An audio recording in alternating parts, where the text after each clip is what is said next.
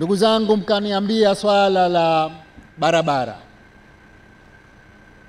Mgombea wa wakilishi kasema ilikuwa watu wanatembea hapa. Sasa hivi tukasema tutajenga barabara katika kisiwa chote hichi. Ilikuwa kuna njia tatu za kujenga barabara. Aidha tujenge za lami, au tujenge za vitofali, au tujenge za zege. Wakatuambia wataalamu kwamba za lami zitakuwa tabu kwa sababu lami kuisafirisha kutoka kule mpaka hapa itakuwa imeshaganda. Kabaki njia mbili, aidha vitofali au zege. Wakaanza kuweka vitofali, mkasema sisi haturidhiki na vitofali, tunataka za zege. Tumeshamwambia mkandarasi, ameagiza vifaa, vinakuja tujenge barabara za zege. Kisiwa kizima hichi kitakuwa kina barabara za zege.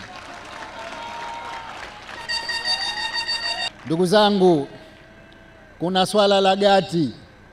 Gati hii ni changamoto kubwa sana. Hapa bado watu wanasubiri maji yatoke, yaingie ndio wafanye shughuli zao. Tunataka kurekebisha hali hiyo.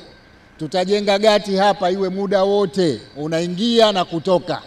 Kwa hivyo tumeshawakabidhi wakandarasi, tumewapa kazi ya kuijenga gati hii. Hawa watakaojenga barabara watajenga na gati hii ili kusiwe tena na tatizo la kusubiri maji kwa shughuli za watu za kiuchumi, lakini hata pale ambapo watu wanahitaji kupata huduma za tiba kabla hospitali haijafunguliwa waweze kupata huduma za tiba kwa haraka.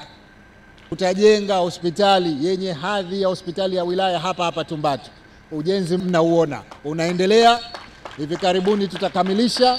Tutaleta madaktari, tutaleta wauguzi, tutaleta vifaa, zana zenye hadhi ya hospitali ya wilaya. Mambo yote yatafanyika hapa na operations zitafanyika hapa.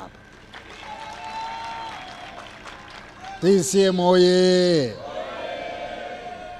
Ndugu zangu wa Tumbatu, hususan kina mama, lile swala sasa la watu kutaka kujifungua wakatafute boti ilipo waende upande wa pili, sasa tutamaliza hapa.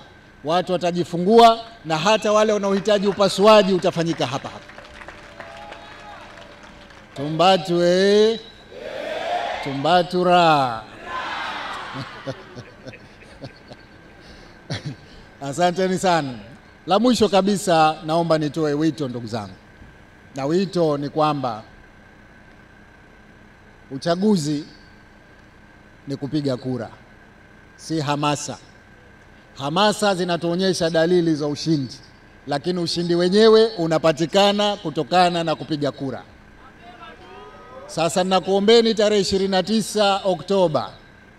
Natambua walio wengi huku ni wavuvi. Basi siku hiyo kabla hujaenda kuvua, tafadhali kwanza piga kura, halafu uende ukavue. Kina mama, kabla ya shughuli nyingine zozote zile, kwanza tukapige kura, halafu tukafanye shughuli zetu. Basi nashukuru kwamba tunakubaliana kwamba watu wote, hakikisheni watu wote, hakuna mtu atakayebaki nyumbani siku hiyo, tukapige kura ili tuweze kushinda kwa kishindo.